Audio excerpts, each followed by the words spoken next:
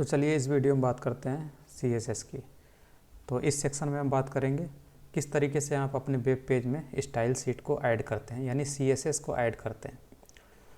तो CSS को add करने के लिए हमें 3 तरीके बताए जाते हैं। तो एक तो है एक्सटर्नल CSS, इंटरनल CSS और फिर इनलाइन CSS। और ये तीनों अपने अपने यूज के हिसाब से है। मतलब अगर प्रोजेक्ट आपका बड़ा होता है, जैसे कि मान लीजिए एक वेबसाइट है, तो वेबसाइट में कई पेजेस होते हैं और हर एक पेज में आप CSS तो डालने जाएंगे नहीं। तो ऐसे केसेस में क्या होता है कि हम एक सेपरेट CSS की फ़ाइल बना लेते हैं और उस फाइल को हर एक वेब पेज में लिंक कर देते हैं। तो ये तरीका होता है एक्सटर्नल CSS का। तो यहाँ पर हम अपने वेब पेज में लिंक को ऐड करते हैं, उस फाइल को लिंक करते हैं जिसमें CSS प्रॉपर्टी पड़ी हुई है, CSS पड़ी हुई है। तो CSS फाइल ऊपर वाले केस में हमें बनाना पड़ता है, इस केस में एक्सटर्नल वाले में, और इसी को हम अपने हर एक वेब पेज में इसका लिंक जोड़ देते हैं। दूसरा तरीका है कि अगर मान लीजिए आप किसी एक पेज में ही चेंजेस करना चाहते हैं और आपका एक पेज है और उस पेज में चेंज करना चाहते हैं, तो इसके लिए आपको इंटरनल CSS का इस्तेमाल करना चाहिए। और इंटरनल CSS में क्या होता है, हम CSS उस वेब पेज में ही सप्लाई कर देते हैं। इसमें कोई लिंक हम नहीं देते हैं, बल्कि CSS को हम उसके हेड सेक्शन में, वेब पेज का जो हेड सेक्शन होता है उसी में हम डाल देते हैं। और तीसरा तरीका हो इनलाइन CSS। ये बोलता है कि अगर आप अपने वेब पेज जो है उसके किसी एलिमेंट में यूनिक फॉर्मेट चाहते हैं, वेब पेज का कोई एलिमेंट हो, मान लीजिए पैराग्राफ एलिमेंट हो या हेडिंग एलिमेंट हो, उसमें किसी एलिमेंट को आप डिज़ाइन करना चाहते हैं, CSS अप्लाई करना चाहते हैं उस पर, तो ऐसे केसेस में आपको इनलाइन CSS का इस्तेमाल करना चाहिए। तो इन तीनों के बारे में यहाँ पर दिया हुआ है। तो जैसे ये एग्जांपल देखिए, यहाँ पर क्या है, ये हमारा एक वेब पेज है। इसमें देखिए हेड सेक्शन में ये क्या दिया हुआ है, एक लिंक दिया हुआ है। तो ये जो लिंक दिया होता है ये होता है एक्सटर्नल CSS का केस, ठीक है। यानी कि इसकी एक फ़ाइल बनाई गई होगी और उसको यहाँ से लिंक कर दिया गया, और इस फाइल का नाम है mystyle.css, ठीक।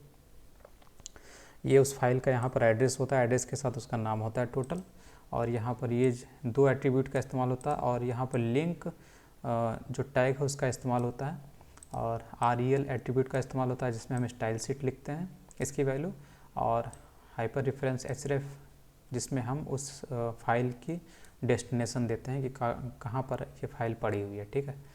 तो ये जो तरीका होता है इससे हम, और इसको हेड सेक्शन में देते हैं, ठीक। तो इस तरीके से हम देख सकते हैं इसको, एक्सटर्नल फाइल है और ये फाइल यहाँ पर आपको नहीं दिख रही है, ये फाइल यहाँ पर देखिए, यहाँ पर पड़ी हुई है, ठीक है। तो जस्ट ये जो मेन फाइल है इसके बगल में ही हम फाइल बना लेते हैं और उसी को लिंक कर सकते हैं, या फिर कहीं दूसरी जगह किसी इंटरनेट पे किसी दूसरी साइट पे पड़ी है तब भी उसको लिंक कर सकते हैं, अपने इस वेब पेज में CSS डाल सकते हैं इस CSS फाइल के ज़रिए। तो ये CSS फाइल है, यही चीज़ जो है हमें मिल रही है इस लिंक के ज़रिए, ठीक है। इसके ज़रिए हमें यही वाली फाइल उपलब्ध हो जा रही है हमारे इस वेब पेज में, ठीक है। तो वेब पेज में CSS अप्लाई हो रही है इसी फाइल के ज़रिए। उसके बाद ये इंटरनल CSS होता है। इंटरनल CSS में बताया भी, इसमें क्या होता है, कोई लिंक नहीं होता है, बस हम स्टाइल टैग का इस्तेमाल करके क्लोज टैग और ओपन टैग, इसके बीच में CSS दे देते हैं स्टाइल टैग का इस्तेमाल करके, ठीक है। इसी चीज़ को यहाँ पे दे दिया, इसमें कोई लिंक का इस्तेमाल नहीं किया। तो हर एक वेब पेज में हम स्टाइल देते हैं इसी तरीके से स्टाइल टैग का इस्तेमाल करके, ठीक। ये होता है इंटरनल CSS। उसके बाद होता है इनलाइन CSS। हम चाहते हैं कि किसी एक सिंगल एलिमेंट में हम यूनिक स्टाइल डाल सकें, तो इसके लिए क्या होता है, उस एलिमेंट में ही हम स्टाइल डाल देते हैं।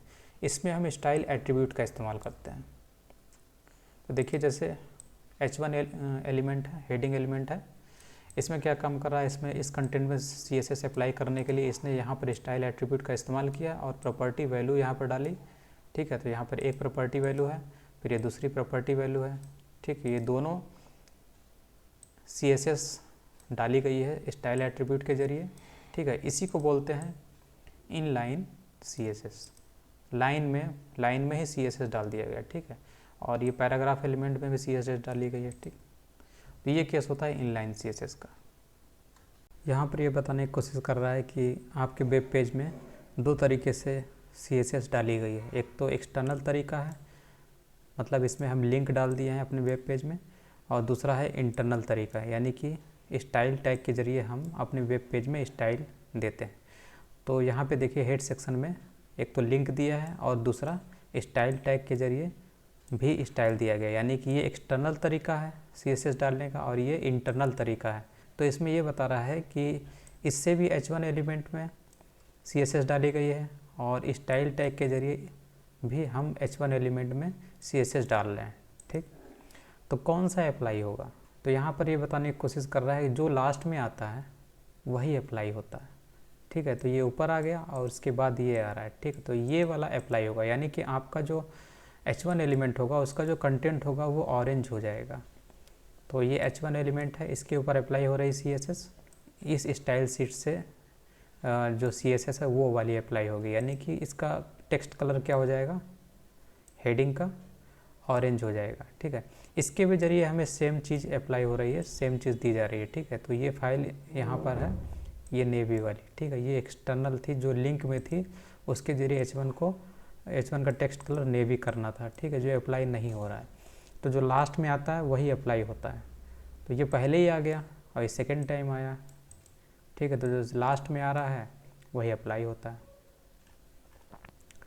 इसके बाद यहाँ पर ये बताने की कोशिश कर रहा है कि अगर इसी को रिवर्स कर दिया जाए, ठीक है, जैसे ऊपर वाली चीज़ को रिवर्स कर दिया गया, स्टाइल टैग के ज़रिए जो हम CSS दिए हैं और उसके बाद हम स्टाइल टैग को बंद किए यहाँ से, यानी इंटरनल CSS का काम ख़त्म। उसके बाद ये लिंक दे दिए, यानी एक्सटर्नल CSS दिए हैं हम। तो अब कौन लास्ट में आ रहा है? ये पहले ही आ गया और लिंक बाद में आ रहा है। तो अब इस लिंक वाला जो CSS है वो अप्लाई होगा, और लिंक वाला CSS यानी mystyle.css में क्या था, जो कलर था वो कैसा था, नेवी था। ठीक है, इसलिए आपको इसका कलर कैसा दिख रहा होगा, हेडिंग कंटेंट का नेवी दिख रहा है। कैस्केडिंग ऑर्डर, यहाँ पर ये बताने की कोशिश कर रहा है कि अगर आपका कोई HTML एलिमेंट है और उसमें एक से ज़्यादा तरीक़ों से CSS अप्लाई किया गया है, तो कौन सा CSS अप्लाई होगा उस पर्टिकुलर एलिमेंट में। तो यहाँ पर हम प्रायोरिटी देखते हैं। प्रायोरिटी देखने का मतलब है सबसे पहले तो वैल्यू जो होती है वो इनलाइन स्टाइल की होती है। आपके HTML एलिमेंट में जो इनलाइन स्टाइल है CSS देने का, वो उसके अप्लाई होने की प्रायोरिटी सबसे ज़्यादा होती है। उसके बाद सेकेंड पे होती है एक्सटर्नल और इंटरनल स्टाइल शीट की। ठीक है, जब वो हेड सेक्शन में दिए जाते हैं। और तीसरा है ब्राउज़र डिफ़ॉल्ट, यानी कि ये दोनों कुछ भी अप्लाई नहीं किया गया तो लास्ट में ब्राउज़र अपने हिसाब से तो CSS अप्लाई करेगा ही उस वेब पेज में, उस एलिमेंट में। तो ये तरीके दिए हुए हैं इसमें। तो इसका एग्जांपल भी हम लोग देख सकते हैं, जैसे कि यहाँ पर देखिए, एक तो ये हेड में लिंक दिया गया है, दूसरा फिर स्टाइल टैग के ज़रिए भी दिया गया है। ठीक है, और तीसरा जो है यहाँ पर बॉडी में इनलाइन तरीका दिया हुआ है। ठीक, तो 3 है, 1 और ये स्टाइल वाला 2 और ये बॉडी में 3। ठीक है, तो ये ऊपर ये एक्सटर्नल है, ये इंटरनल है और इसको बोलते हैं इनलाइन CSS। तो कौन सा अप्लाई हो रहा है? सबसे हाईएस्ट प्रॉपर्टी जिसकी होती है वो अप्लाई होता है। तो ये वाला इनलाइन वाला हाईएस्ट प्रॉपर्टी पे है, तो यही अप्लाई होगा।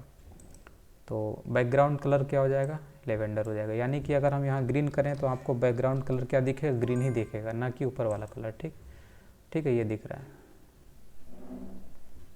ये चीज़ है। अब अगर मान लीजिए इसको हम हटा देते हैं, ठीक, इसको हटा देते हैं तो किसकी वैल्यू मानी जाएगी?